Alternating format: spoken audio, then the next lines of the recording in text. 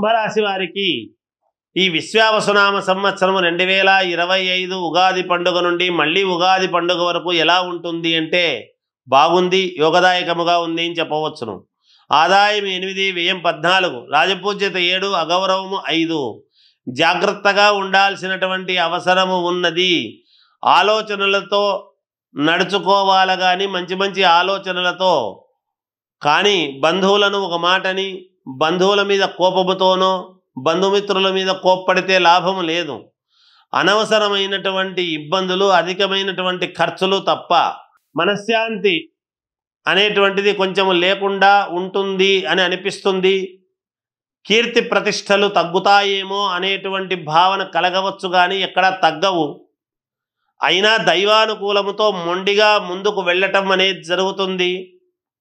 మిమ్మల్ని మళ్ళీ అందరూ గుర్తించి సన్మానాలు సభలు పెట్టడము, గౌరవించుకోవటము మీకు మేలుగా అనిపిస్తుంది. వ్యాపారాలు చేసుకునేటువంటి వాళ్లకు మంచి లాభాలు ఉన్నాయి.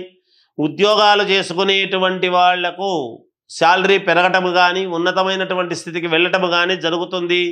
మీ పై అధికారులతో మీరు ప్రశంసలు పొందుతారుగాక.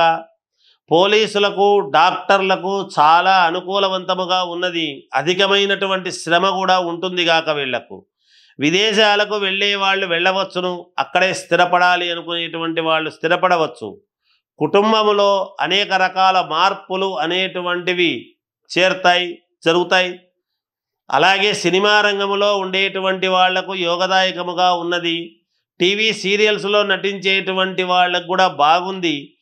ఏది ఏమైనా ఒక్కసారి వ్యక్తిగతమైనటువంటి జాతకాన్ని చూసుకొని పరిశీలన చేసుకుంటే మేలు జరుగుతుంది అని తెలియజేస్తూ జయోస్తు.